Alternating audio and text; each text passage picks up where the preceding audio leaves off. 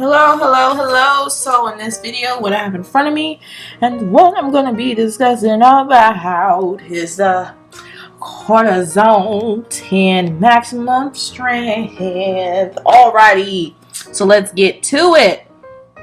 So the ingredients, let's just go ahead and start by jumping off into the ingredients. Alrighty, so hydrocortisone, that's what it looks like. Okay, anti-itch cream. Okay, so why did I get this in the first place? Well, sometimes I tend to have dry skin, and I think it was because of the I really don't know, because I got sensitive. I was gonna say my prescription, but I haven't really. Anyway, okay, back on track. So I tend to sometimes have a little bit of eczema, and I don't know. I don't think this was eczema. I think this was like really dry skin, but it tended to itch and it tended to burn really bad. I don't know. It wasn't like I had allergic reaction to anything, but I think it just had something to do with my skin, which was acting up. So one day, my hands just starting to get really dry, and not like, oh, you just need to put some lotion on your hands. No, this was like, okay, like it's really irritating. It itches and it hurts. So I had like all in the front of my hand, and I don't think you can see it because it looks like hair, but like I have like maybe like some marks still from when my hand was irritated, and I think I have some on the other hand too. I think it's cleared though. It's really cleared, so maybe that part right there, but everything else seems to be clear. So anyway, practically like my whole hand was like pretty much like turning colors. It was a little bit darker, and this is gonna sound so nasty, but don't worry, I still cleaned my hands, but it hurt to wash my hands. It burned so bad. When I mean it hurt so bad, like it just hurt. Like the minute I washed my hands in like the warm water, how are you supposed to wash your hands?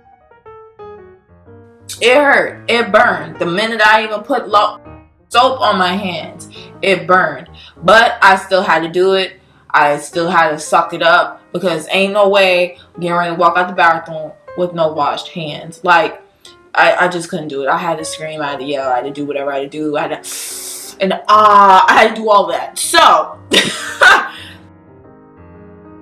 and even when I was out and I had to like, want to use hand sanitizer on my hands to like, to get things and pick up stuff and whatever, still burned, but I had to suck it up. I had to do what I had to do, because my hands would have even been even more nastier and bacteria, and then I felt like maybe my hands even would have been even in a worse condition than what it was.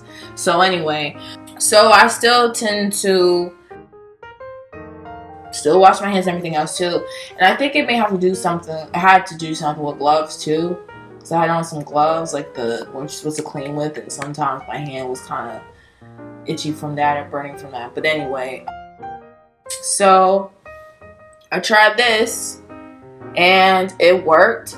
Like at first it kind of gave my hands like a little, like a, not a burning sensation, but really like tingling. It hurted a little bit. It was like a little sting, but I knew that it was working. So I applied it on my hand like every single day, and it got better, and my color started turning back to its normal self, and I was able to wash my hands without burning and saying, so it was good. It was all good.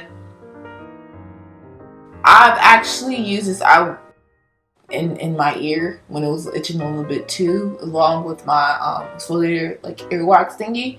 But that cleared my ear like instantly. I have read an article like, if you're gonna put this in your ear, like a dermatologist tells you to put in your ear, like please be careful, because he had a incident where I ain't even trying to talk about that, because that's negative. Well, not negative, but I ain't trying to wish that on nobody. I ain't trying to bring that up really, but just be careful on how you use it. If you was intending to put it in your ear, most likely go to a doctor or a dermatologist or something. And I already made a video about the earwax cleaner too, that actually helped me and alleviate the itch a lot too. So yeah, I've used this on my hand and it cleared my hand out quick, and I really appreciate it. Know that some people that had eczema, and it's actually helped to relieve that itch from eczema as well. And as you can see, this is the intense formula. But some information about this Cortizone 10 is that It contains 7 moisturizers and 3 skin nourishing vitamins, and it's proven to moisturize for 24 hours. So, and it says it on the bottle too, 7 healing moisturizers, and then vitamin C, skin nourishing vitamins, which is vitamin A, C, and E. And then it shows like what all you can use this for, you know, like itching. Like if you had on like cosmetic jewelry, I can't wear that, worth nothing. Sometimes like my neck turns really red and just turns like, you know, and my ears too. My ears have actually started to like bleed and pus. Yeah, that's nasty, but it is what it is. Like when I try to wear like fake earrings or cosmetic costume, what was it, costume? It's not cosmetic, it's costume jewelry. I'm sorry, costume jewelry.